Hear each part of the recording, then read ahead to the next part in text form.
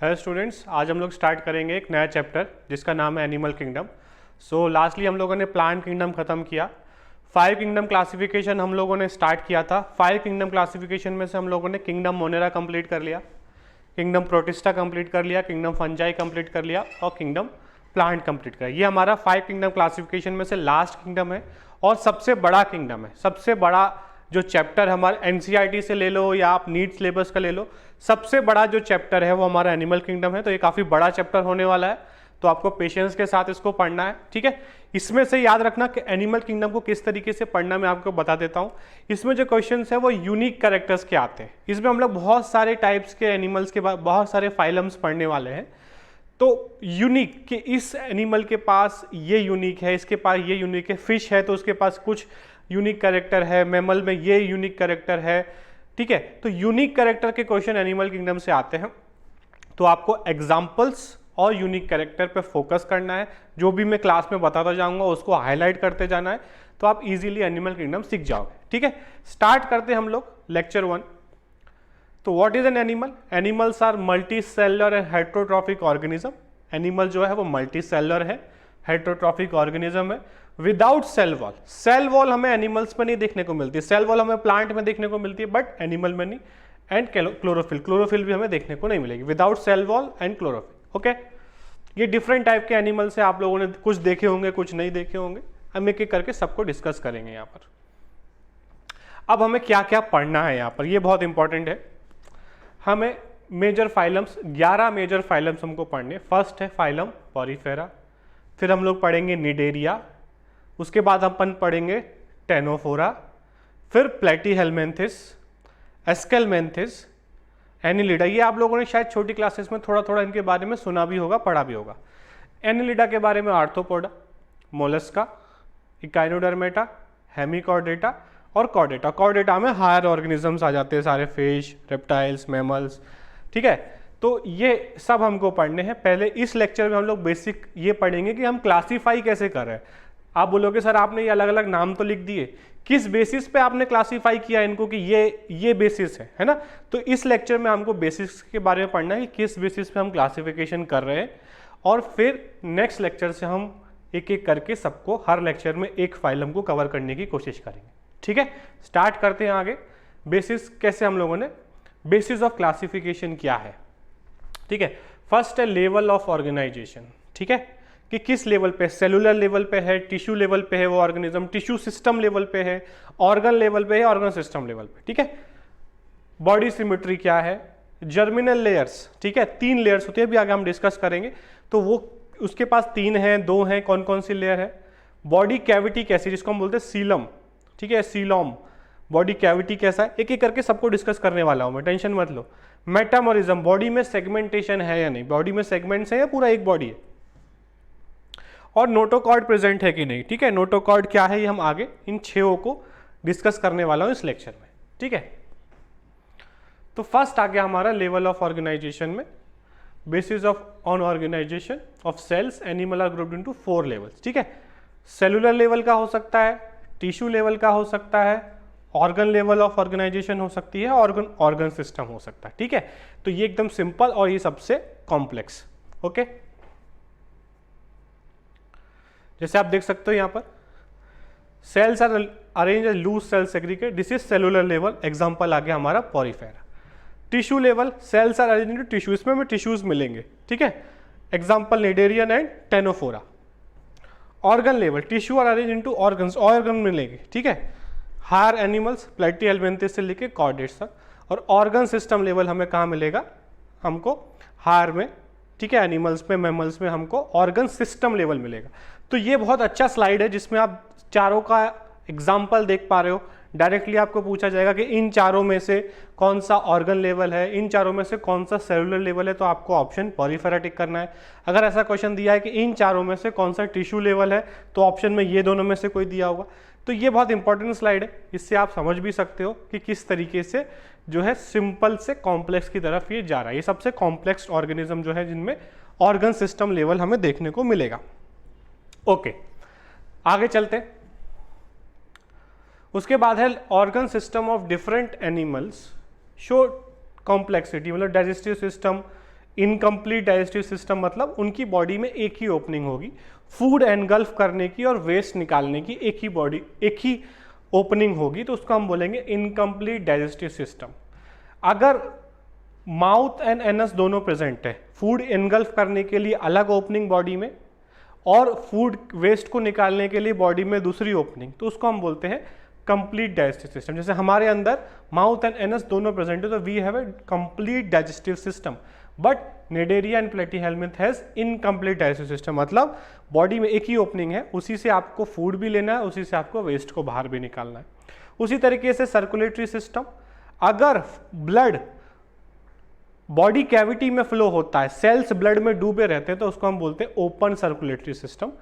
और अगर ब्लड सिर्फ वेसल्स के अंदर, आर्टरीज, वीन्स, कैपिलरीज के अंदर रहता है, सेल्स ब्लड में डूबते नहीं है, सिर्फ सेल्स और ब्लड का एक इंटरेक्शन होता है, आपस में ट्रांसफर होता है, तो उसे हम बोलते हैं क्लोज सर्कुलेटरी। हमारे अंदर क्लोज्ड सर्कुलेटरी सिस्टम है, हमारे सेल्स ब्लड में डूबे नहीं रहते, हमारा ब्लड जो है वो सिर्फ पाइप्स में, आर्टरीज, वीन्स, कैपिलरीज के अंदर फ्लो करता है, ठीक है, सीधे बॉडी कैविटी में ऐसे ब्लड भरा नहीं रहता, ठीक है। तो ये एग्जाम्पल हो गया हमारा।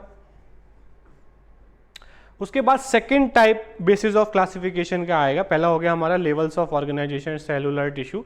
सेकेंड है सिमिट्री। सिमिट्री कैसी है, ठीक है, it is arrangement of similar body parts on two sides of main axis, ठीक है। Based on symmetry animals are of two types, asymmetrical और सिमेट्रिकल, ठीक है।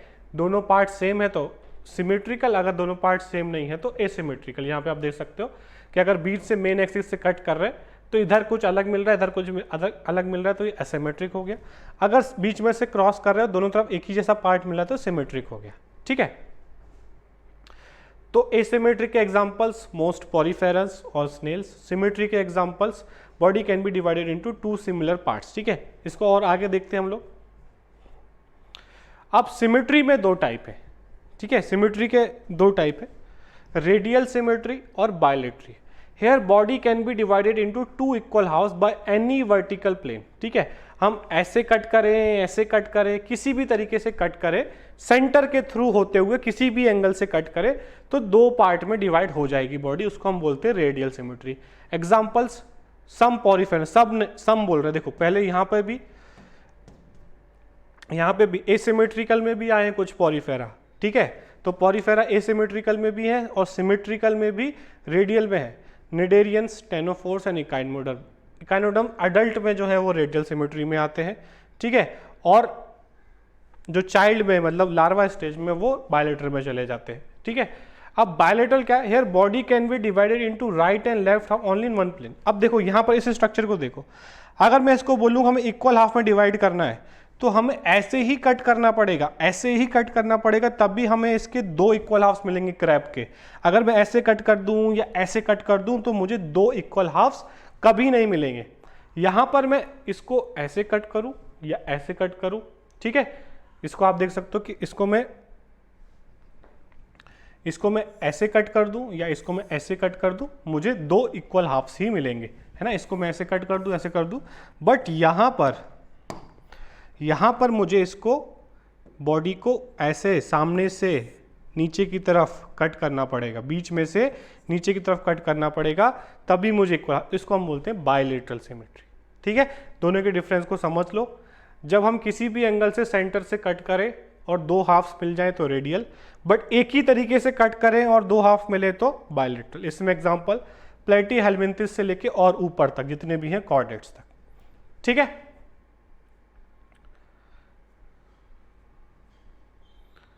तो अब बॉडी के सरफेस की बात करें, बॉडी ऑफ बायलेटरी सिमेट्रिकल एंड, जो हम लोग बायलेट्रिकल सिमेट्रिकल है उनकी बॉडी के सरफेस के स्ट्रक्चर्स को हम क्या बोलते हैं। देखो डॉर्सल अपर साइड, ये जो बॉडी का ऊपर वाला साइड है, this is called as dorsal side. ये वर्ड्स याद कर लेना क्योंकि यही वर्ड्स यूज होने वाले। ऐसा नहीं मैं बोलूंगा कि उसका पीछे वाला, आगे वाला, ऊपर वाला, नीचे वाला, ये वर्ड्स यूज नहीं होंगे, ये सारे वर्ड्स यूज होने वाले हैं, ठीक है। वेंट्रल मतलब ये इसके नीचे वाला जो स्किन है, ये वाला जो है दिस इज वेंट्रल पोर्शन, ऊपर वाला डॉर्सल, नीचे वाला वेंट्रल।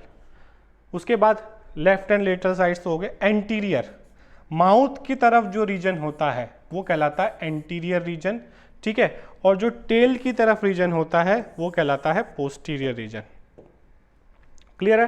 तो डॉर्सल, ये पीछे वाला डॉर्सल, ये नीचे वाला वेंट्रल, आगे वाला एंटीरियर और पीछे वाला पोस्टीरियर। तो ये वर्ड्स पूरे एनिमल किंगडम में यूज़ होने वाले हैं, आगे की चैप्टर्स में भी यूज़ होंगे। कोई आपको ऐसा नहीं बोलेगा बायोलॉजी में कि छिपकली का नीचे का पोर्शन या लिजार्ड का नीचे वाला पोर्शन, लिजार्ड का ऊपर वाला, anterior portion, posterior portion, dorsal portion, ventral portion, ऐसे वर्ड्स यूज़ करने वाले। तो अगर हमको इस फील्ड में आगे जाना है, हमको साइंटिफिक टर्म्स याद करने पड़ेंगे। तो these 4 scientific terms are used in every biological field, so we have to learn them. ठीक है, तो ये आप अच्छे से याद कर लो और इसको समझ भी लो कि कौन सा क्या है। ओके, अब ये हो गया हमारा symmetry, second basis of classification. Third आता है हमारा जर्मिनल लेयर्स। ठीक है, देखो जब भी कोई पैदा होता है तो जब वो एम्ब्रियोनिक स्टेज में होता है तो सब जाइगोट से बनते हैं। हम सब लोग एक सिंगल सेल्ड जाइगोट से बना, हमारे पेरेंट्स से स्पर्म और एग आए, एक सिंगल सेल्ड जाइगोट बना डिप्लॉइड, और उसमें फिर माइटोसिस होता गया, वो जाइगोट डिवाइड करते करते हमको ये बिलियन सेल्स वाला बॉडी मिल गया। ठीक है, बट ये सारे सेल्स एक ही सेल्स के डिवीजन से बने। तो मदर के अंदर एक जाइगोट था, तो जाइगोट से डिवाइड होके 3 लेयर बनते हैं। ठीक है, 3 लेयर कौन कौन से बनते हैं? एक्टोडर्म सबसे बाहर वाला लेयर, एंडोडर्म और मीजोडर्म। ठीक है, ये समझ में आया? तो बाहर वाला जो हमको देखने को मिल रहा है एक्टोडर्म, बीच वाला मीजोडर्म ये रेड वाला, और सबसे अंदर वाला एंडोडर्म। अब इसके बेसिस पे 2 तरह के एनिमल्स हमें मिलेंगे जिनके अंदर सिर्फ 2 लेयर्स होती हैं, वो कहलाएंगे डिप्लोब्लास्टिक। जिनके अंदर ये तीनों लेयर होती है वो कहलाते हैं ट्रिप्लोब्लास्टिक। जैसे हम लोग जो है हम ट्रिप्लोब्लास्टिक है, बट हमें डिप्लोब्लास्टिक के भी एग्जाम्पल्स देखने को मिलेंगे।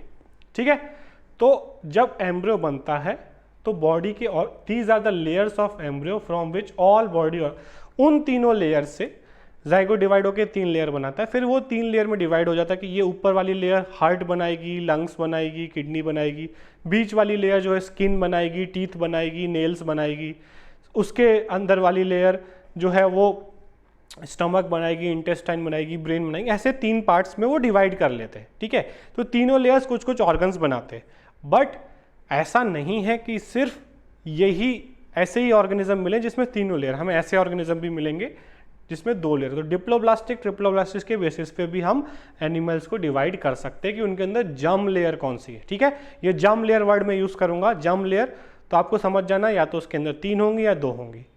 3 होंगी तो कौन कौन सी होंगी?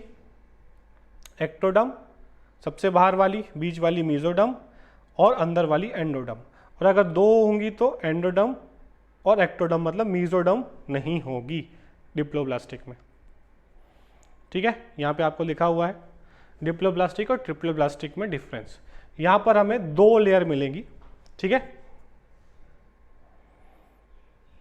यहाँ पर हमें 2 लेयर देखने को मिलेंगी, एक्टोडर्म और एंडोडर्म। हमें मीजोडर्म यहाँ पर देखने को नहीं मिलेगा। In between these 2 layers undifferentiated jelly called mesoglea. Mesoderm तो नहीं है, बट इन दोनों के बीच में ये जो रेड रेड पोर्शन है, this is called as mesoglea. तो मीजोडर्म लेयर तो एब्सेंट है डिप्लोब्लास्टिक में, बट कुछ ऐसा मीजोग्लिया जैसा प्रेजेंट हो सकता है। एग्जाम्पल नेडेरिया एंड टेनोफोरा, अच्छे से एग्जाम्पल याद कर लेना है। ट्रिप्लोब्लास्टिक जो है उसमें 3 लेयर आप देखोगे, सबसे बाहर वाला लेयर जो है वो एक्टोडर्म, बीच वाला ग्रीन लेयर मीजोडर्म, और सबसे अंदर वाला ये जो पिंकिश लेयर है दैट इज एंडोडर्म। ठीक है, तो इसमें तो कोई कंफ्यूजन नहीं है। 3 layer, outer ectoderm, middle mesoderm और इनर एंडोडर्म। एग्जाम्पल प्लेटीहेलमिन्थिस से लेकर ऊपर की तरफ जाएंगे, जो हम लोगों ने बहुत सारे 11 फाइलम मैंने लिखे थे, तो प्लेटीहेलमिन्थिस से आगे वाले जितने भी है कॉर्डेट्स तक सारे जो हैं वो हम भी ट्रिप्लोब्लास्टिक हैं। ठीक है, तो ये हो गया हमारा जर्मिनल लेयर के बेसिस पे क्लासिफिकेशन, निडेरिया, टेनोफोरा। अब जब हम एक एक करके सबको पढ़ेंगे वहाँ पे भी हम लिखेंगे कि वो डिप्लोब्लास्टिक है, ट्रिप्लोब्लास्टिक, सबके बारे में लिखेंगे।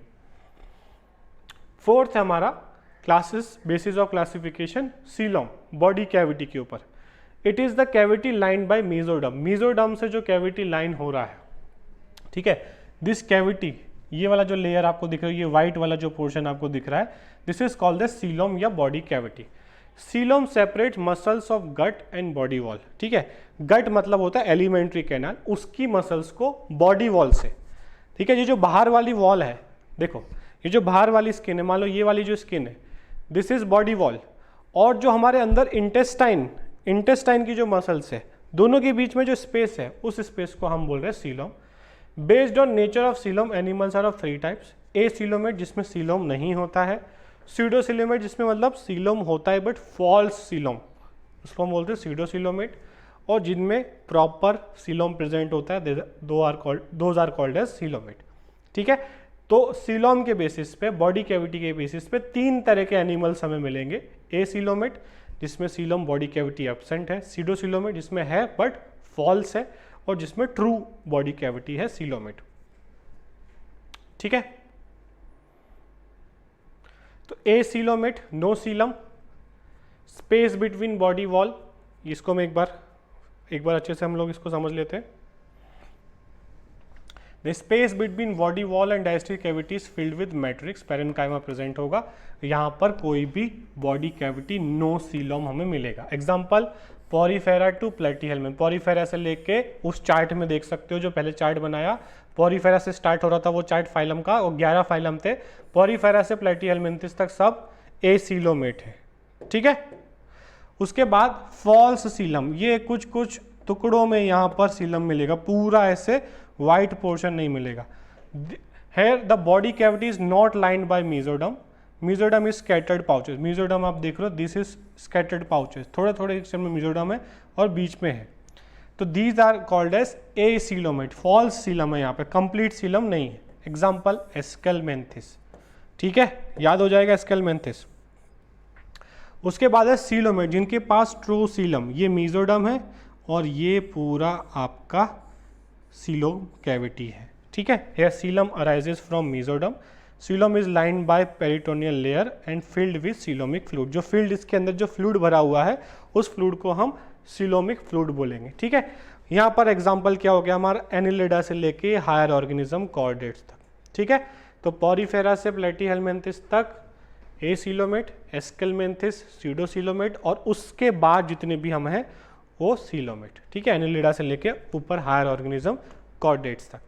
ये हो गया हमारा 4th बेसिस। आप ठीक है कि किसके बेसिस पे हम आगे के फाइनल को डिवाइड कर रहे हैं 11 फाइलम्स को। ठीक है, तो ये हो गया हमारा फंक्शन ऑफ सीलम। सीलम का फंक्शन का 8 accommodate visceral organ, visceral organ मतलब इंपॉर्टेंट ऑर्गन्स है हमारे, उनको वहाँ पर संभाल के रखता है, liver, kidney, lungs. Coelomic fluid reduces friction between visceral organs. ठीक है, ये किडनी, स्टमक, लिवर ये आपस में घिसे ना, फ्रिक्शन ना हो, उसको प्रिवेंट करता है। और शॉक एब्जॉर्बर, कहीं हम गिरते हैं, चोट लगती है, हमारे ऊपर कोई गिर जाता है, कुछ सामान गिर जाता है, तो शॉक से हमारे ऑर्गन्स फट ना जाए, है ना। अगर कुछ शॉक से हम कहीं गिरते हैं तो हमारे ऑर्गन्स ना फट, अगर ज़्यादा जोर से गिर जाते हैं तो फट भी जाते हैं, मर भी जाते हैं हम लोग। अगर किसी बिल्डिंग से हम गिर जाते हैं तो क्यों मरते हैं, क्योंकि शॉक से हमारे हड्डी टूटने से नहीं मरते, हड्डी टूटने से नहीं मरेंगे हम, हमारे जो ऑर्गन्स हैं वो शॉक की वजह से, जो हम तेजी से गिरते हैं, मैकेनिकल शॉक लगता है तो हमारे ऑर्गन्स फट जाते हैं, लिवर, किडनीज, हमारे लंग्स जो हैं वो फट जाते हैं, इसकी वजह से हमारी डेथ हो जाती है।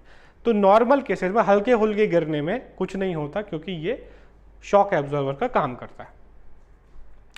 अब आ जाता है हमारा 5th टाइप जिसके बेसिस पे हम क्लासीफाई करेंगे, दैट इज मेटामेरिज्म।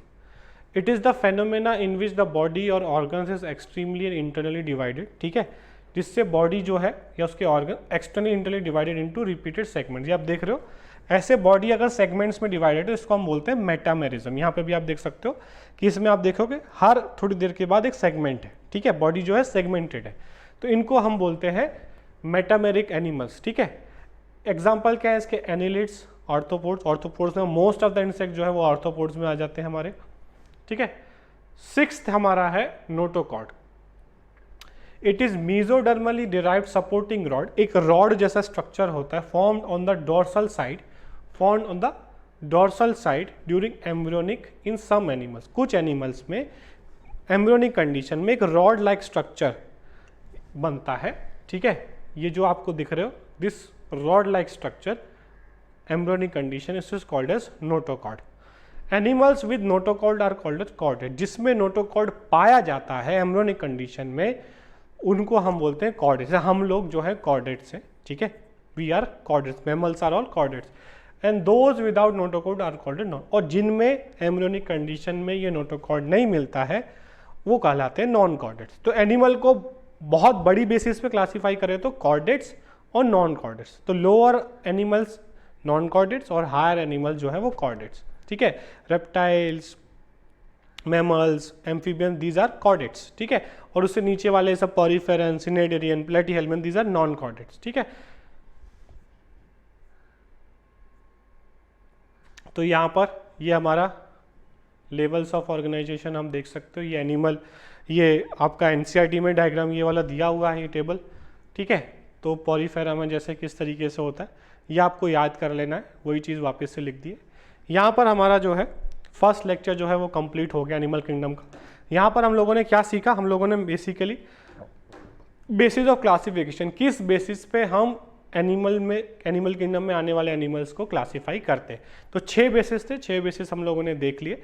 अब नेक्स्ट लेक्चर से हम लोग एक एक फाइलम, सबसे पहले पॉरीफेरा है तो सबसे पहले उसको स्टार्ट करेंगे और उसको डिस्कस करेंगे, ठीक है। ये थोड़ा बड़ा चैप्टर होने वाला है, ठीक है, तो पेशेंस के साथ पढ़ना है। इंपॉर्टेंट पॉइंट जो भी मैं बोलूँ, यूनिक कैरेक्टर जो भी मैं बोलूँ, वो आपको हाईलाइट करते जाना है नोट्स में, ठीक है बेटा। Thank you.